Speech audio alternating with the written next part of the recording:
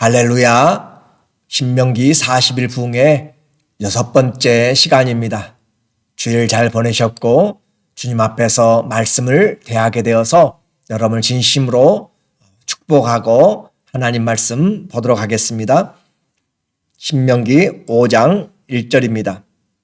모세가 온 이스라엘을 불러 그들에게 이르되 이스라엘아, 오늘 내가 너희의 귀에 말하는 규례와 법도를 듣고 그것을 배우며 지켜 행하라. 우리 하나님 여호와께서 호렙산에서 우리와 언약을 세우셨나니 이 언약은 여호와께서 우리 조상들과 세우신 것이 아니요 오늘 여기 살아있는 우리 곧 우리와 세우신 것이라. 아멘. 주의 말씀이 오늘도 우리의 양식이 되기를 원합니다. 신명기는 하나님 말씀을 다시 교육한다라는 뜻입니다. 하데바림, 바로 그 말씀들을 오늘 우리에게 다시 교육시키고 있습니다. 그리고 이 신명기는 3편의 설교로, 모세의 마지막 부흥의 3번의 설교로 되어 있습니다. 우리는 이제 4장 44절부터 27장까지에서 두 번째 가장 중요하고 긴 이 설교를 듣게 됩니다. 그래서 율법의 핵심인 십계명과 쉐마 이스라엘, 들으라 이스라엘이라고 하는 그 말씀들과 절기들에 대해서 이 모세는 설교를 하게 됩니다. 하나님 사랑이 포함된 설교이기 때문에 오늘 우리에게 이 말씀이 우리의 심령을 쪼개고 또 주님께서 이끌어 가시는 놀라운 위로와 은혜가 있기를 원합니다. 이와 같이 모세가 하나님의 말씀을 재교육하는 이유가 무엇일까요? 돌아온 날들 돌이켜보면서 그 새로운 세대들 앞에 40년을 돌이켜서 그들에게 이야기하는 목적, 곧 하나님께서 모세를 통하여 이들에게 재교육을 하도록 하는 목적이 무엇일까요? 잘 되도록 하기 위한 것입니다. 그래서 32절에 그런즉 너희 하나님 여호와께서 너희에게 명령하신 대로 너희는 삼가 행하여 좌로나 우로나 치우치지 말고 너희 하나님 여호와께서 너희에게 명령하신 모든 도를 행하라. 그리하면 너희가 살 것이요 복이 너희에게 있을 것이며 너희가 차지한 땅에서 너희의 날이 길리라. 하나님의 말씀을 듣고 지키면 그리하면 너희가 살 것이요 복이 너희에게 있을 것이며 땅에서 너희의 날이 길리라. 놀라운 약속을 하고 계십니다. 그러므로 우리 인생의 행복의 보장은 돈 많이 버는 것에 있지 않고 내 건강 물론 잘 지켜야 되지만 세상의 것들에 있지 않고 하나님과 관계됩니다. 곧 그분의 말씀에 의하여서 우리 인생의 행복이 보장이 됩니다. 너희가 살 것이요. 우리의 사는 것도 하나님의 말씀이 살립니다. 복이 너희에게 있을 것이고 복도 주의 말씀 때문에 있습니다. 그리고 우리가 차지한 우리의 기업의 날에서 너희의 날이 길 것이다. 장수도 이 주의 말씀에 있습니다. 한마디로 하나님을 떠나서는 그 무엇도 그 누구 인생도 행복을 보장할 수가 없습니다. 신앙은 선택이 아니라 인생의 필수입니다. 그러므로 모세를 통하여서 다시 교육을 하는 것입니다. 오늘 우리도 주의 말씀으로 다시 듣고 있는 것이에요. 이렇게 하나님의 말씀을 들을 때 백성들이 준비해야 될 것이 있습니다. 하나님 지금 뭘 준비하셨어요? 복을 주시려고 준비하셨어요. 이 복을 주시려고 준비했는데 백성들의 준비는 어떤 준비인가? 1절에 보니까 모세가 온 이스라엘을 불러 그들에게 이르되 이스라엘아, 오늘 내가 너희의 귀에 말하는 규례와 법도를 어떻게 해요? 듣고 그것을 어떻게 해요? 배우며 그것을 지켜서 행하라. 들어야 돼요. 배워야 돼요. 행해야 돼요. 신앙생활은 그냥 왔다 갔다 하는 것이 아니고 우리 인생의 최고의 복이 달려 있습니다. 그러므로 하나님 말씀을 열심히 들어야 돼요. 들을 귀가 있는 사람은 들을지어다 하는 것처럼 우리는 들으려고 노력을 해야 돼요. 우리의 관심을 가져야 돼요. 귀로만 듣는 것이 아니라 배워야 돼요. 하나님 말씀을 부지런히 배우세요. 그 배우는 것이 내게 양식이 되도록 하세요. 그리고 그 양식으로 행하는 것입니다. 이스라엘에게 복을 받을 준비는 이미 하나님이 복을 주시면 그 복을 취할 수 있는 준비입니다. 들어야 되고요. 배워야 되고요. 행해야 되고요. 어떻게 말씀을 듣느냐, 그것이 우리 인생을 바꾼다라고 말씀했죠. 농담으로 들으면 망하게 됩니다. 롯의 사위들처럼 다 망하게 돼요. 하나님 말씀을 데살로니가 전서 2장 13절인 것처럼 하나님의 말씀으로 바울과 그 선교팀들이 말한 것들을, 선교사들이 말한 것을 하나님 말씀으로 들으니 과연 그라도다. 하나님 말씀으로 들으면 너희 믿는 대로 역사한다 라고 했습니다. 그리고 사도행전 17장 11절에 있는 것처럼 베레아인들은 데살로니가 사람들보다 더 간절한 마음으로 말씀을 사모했다라고 했고, 날마다 그 말씀이 그러한가 하여 그 말씀을 연구했습니다. 신사들이었습니다. 마음이 너그러워서 하나님 말씀 앞에 마음을 열어놓고 그렇게 합니다. 우리는 하나님의 말씀을 어떻게 듣습니까?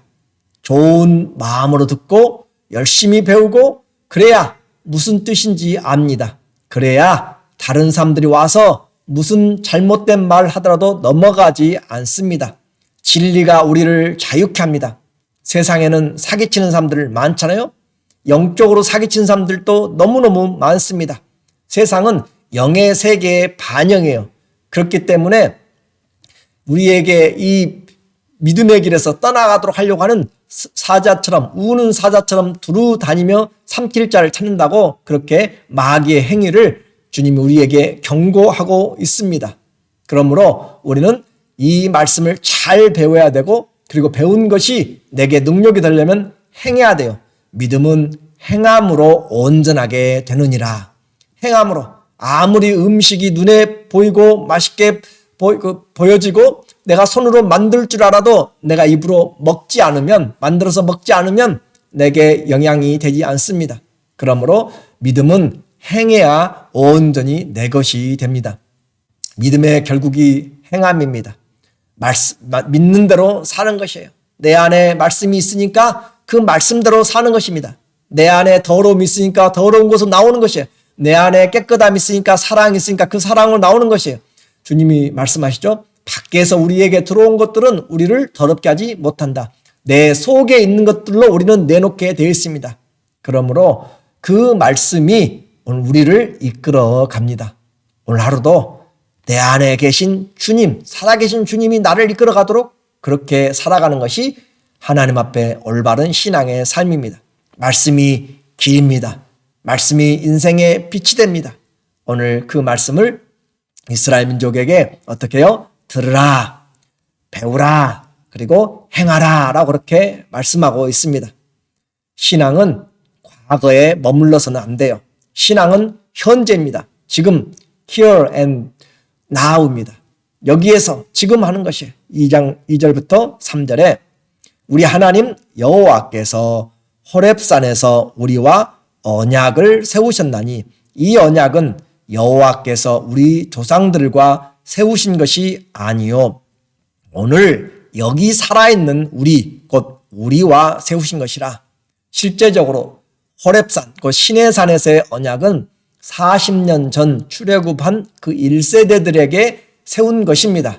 그런데 모세는 지금 40년 지난 다음에 그 20살 이상으로 다 죽어간 뒤에 그 후손들에게 하는 말이에요. 왜 그래요? 하나님은 변하지 않았습니다. 하나님의 목적도 변하지 않았습니다. 그러므로 그 말씀을 받고 태어난 그 후세들에게도, 자녀들에게도 동일하게 이 언약이 주어졌습니다. 그래서 확인을 하는 것이에요. 그들이 비록 과거에 그 자리에 없었어도 하나님이 약속은 그대로 진행이 됩니다. 하나님의 부르심과 선택은 동일합니다.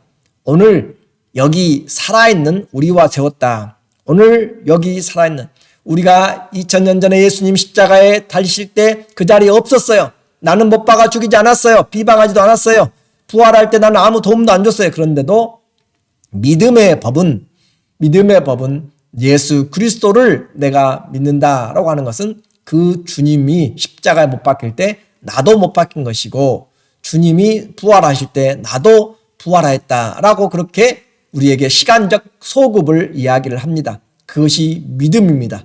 얼마나 믿음의 능력이 놀라운지 모릅니다. 다른 어떤 것으로도 할 수가 없어요. 오직 믿음으로만 그리스도의 사역에 연합이 됩니다. 이 믿음이 그래서 중요한 것이에요. 오늘 지금 우리가 성경을 배우고 읽고 배우고 이렇게 실천하는 것도 예수님이 과거에 행하신 새 언약, 자기의 살과 몸을 내어놓으면서 우리에게 말씀하셨던 그 새 언약이 믿는 자에게 누구든지 주의 이름을 부르고 믿는 자에게 그대로 적용되기 때문에 오늘 이 성경의 약속이 여러분과 저의 약속이 된 것입니다. 과거에 만들어졌어요. 그러나 어떻게 해요? 믿음의 법은 시간을 초월해 갑니다. 그러므로 영 단번에 그리스도의 죽음으로 우리의 믿음은 그 주님의 그 사건에 함께 동역을 연합을 하게 돼요. 그래서 기독교의 그 신비가 뭐냐면 그리스도와 연합입니다. United with Jesus. 예수님과 연합된 것, 주님과 함께 연합된 것들이 가장 중요한 신비예요. 어떤 방법으로요? 돈도 아니고 어떤 것도 아니에요. 믿음으로 내가 그리스도와 연합되는 것입니다.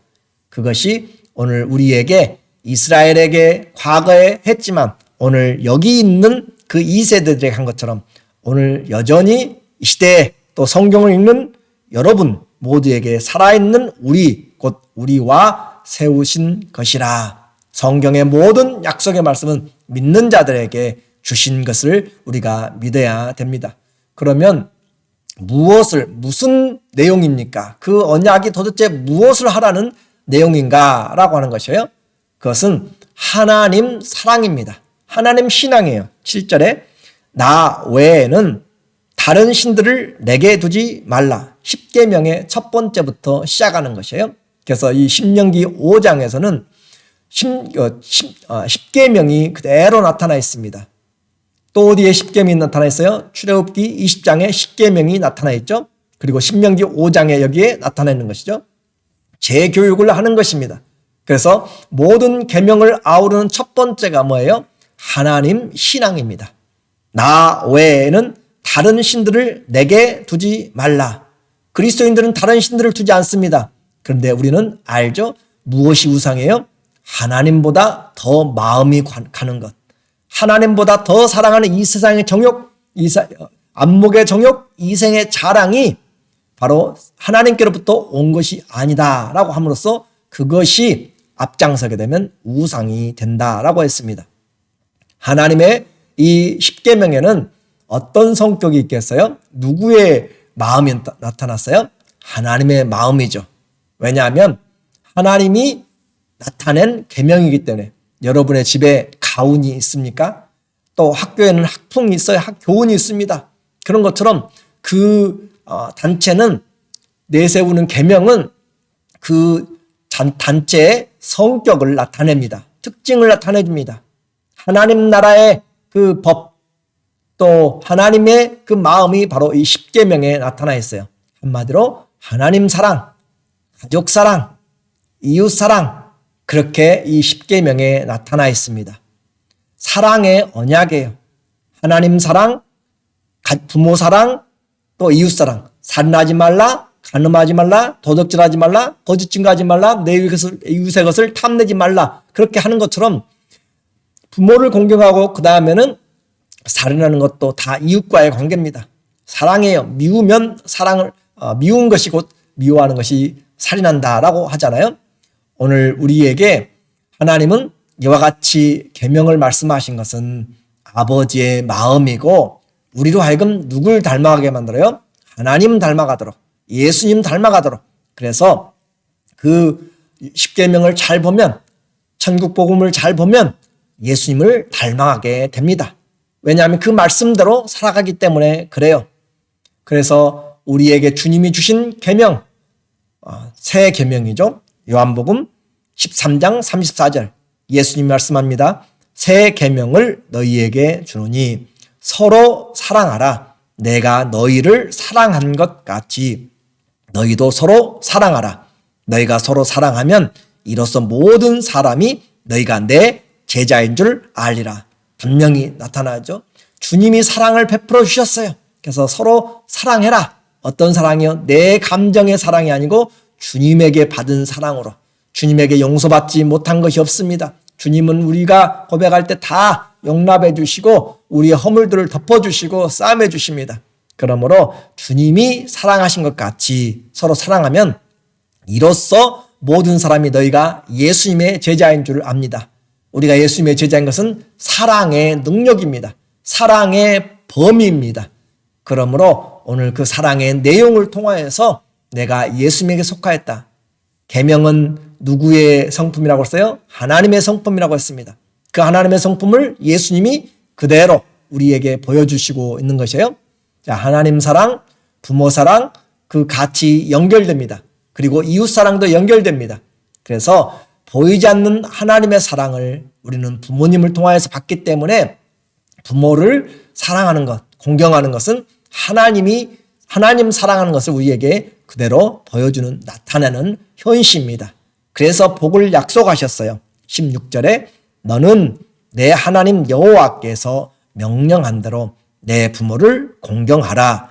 그리하면 내 하나님 여호와가 내게 준 땅에서 내 생명이 길고 복을 누리리라. 하나님이 부모를, 그 부모가 돈을 많이 있든지 많이 배웠든지 어떻든지 상관하지 않아요. 아프든지 상관하지 않고 내 부모를 우리는 공경해야 됩니다. 존중해야 됩니다. 그래야 할 때 주님께서 말씀하시기를 네가 준 땅에서 생명이 길고 장수하고 복을 누린다. 부모는 우리에게 짐이 아니라 복을 주시는 분입니다. 누구의 복을 가져와요? 하나님의 복을 가져옵니다. 그러므로 우리에게 기회가 있을 때 우리는 이와 같은 부모 사랑을 실천을 해야 되는 것이에요. 할 수 있는 것이 은혜라라고 했습니다. 기독교 신앙은 바로 가정에서부터 시작합니다. 하나님은 가정을 세우셨기 때문에 그래요. 자, 이 말씀을 하신 하나님, 도대체 누구시길래 이렇게 인생에 복을 주실 수 있고 또 계명까지 이야기하시고 배우고 지키라고 장수하도록까지 생명까지 주장하시는가? 모세와 첫 번째 세웠던 사람들은, 언약을 했던 사람들은 하나님이 이 땅에 임하시는 그 놀라운 광경을 경험하였습니다. 출애굽기 19장에 나타나고 있죠. 빽빽한 산 가운데서 하나님이 어둠 가운데서 빛으로, 또 불 가운데서, 구름 가운데서 나팔 소리와 함께 말씀하시는, 임하시는 창조주 하나님이 이 피조 세계에 임하시는 공식적인 그 일들을 보았던 놀라운 일들이 있었습니다. 그런데 지금 이 사람들은 보지를 못했어요. 그래서 도대체 이 하나님이 어떤 분이시길래 우리에게 이와 같이 이야기하시는가? 모세가 그 하나님에 대해서 이야기해요. 이스라엘 민족은 태어나 보니까, 이 후손들은 태어나 보니까 낮에는 구름이, 또 밤에는 불 기둥이 그렇게 이스라엘의 천막을, 하늘을 덮고 있었습니다. 또 아침마다 만나가 내려옵니다. 하나님께서 주시는 반석을 통하여서 물이 그들에게 공급됩니다. 태어나 보니까 그렇게 있어요. 자연스럽습니다. 우연인 것 같습니다. 그러나 그렇지 않은 것을 모세를 통해서 다시 확인해 줍니다. 모세는 이 땅에 찾아오신 하나님을, 그가 경험했던 하나님을 그대로 다시 설명함으로써, 그 간증함으로써 그들의 믿음을 세워주고 있어요. 22절에 여호와께서 이 모든 말씀을, 십계명을 주실 때의 말씀이에요. 산 위, 불 가운데, 구름 가운데, 흑암 가운데서 큰 음성으로 너희 총회에 이르신 후에 더 말씀하지 아니하시고 그것을 두 돌판에 써서 내게 주셨느니라. 하나님이 말씀하셨어요. 그런데 더 이상 말씀하지 않은 것은 백성들이 너무 놀래가지고 죽을 정도로 두려움에 떨었기 때문에 더 이상 말씀하지 않고 십계명을 써주셨다. 그래서 이 계명은, 성경은 사람들이 만들어낸 것이 아니라 하나님이 계시하신 것입니다. 하나님이 주신 은혜입니다. 그러므로 우리는 이 세상에 살지만 하늘의 말씀을 가지고 사는 것이에요. 신적 권위입니다. 내가 어떤 종교를 맡는 것이 아니에요.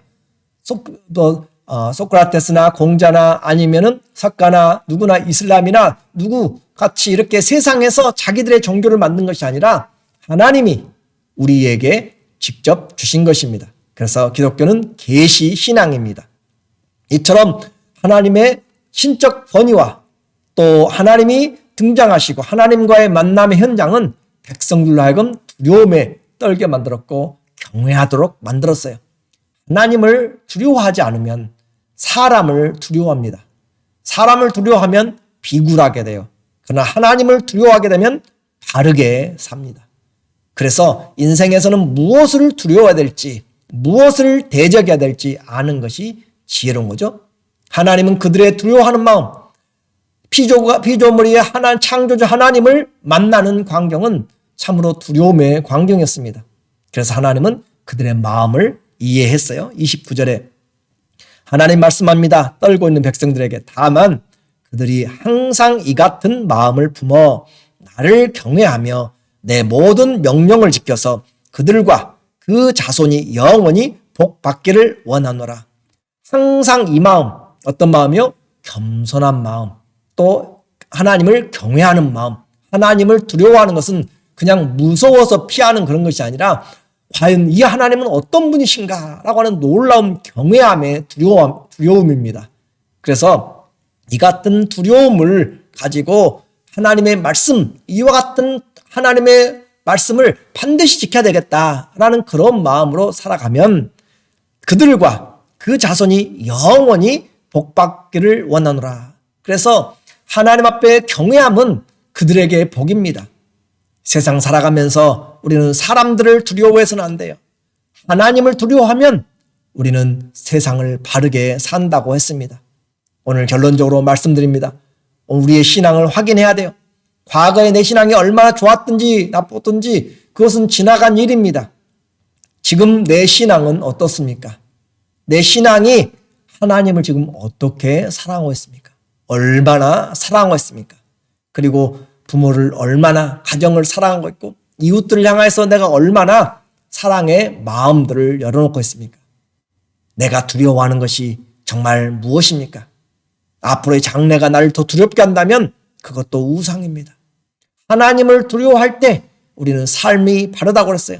하나님을 경외함이 내 마음에 가득 찰 때 우리는 하나님의 말씀을 지키게 되고 하나님의 능력이, 하나님의 그 일하심이 우리를 통해서 나타납니다. 하나님의 말씀이 명령으로 들리기 때문에 그렇습니다. 인생의 행복은 하나님과 관계되어 있습니다. 그러므로 믿음은 선택이 아니라 인생의 본분입니다.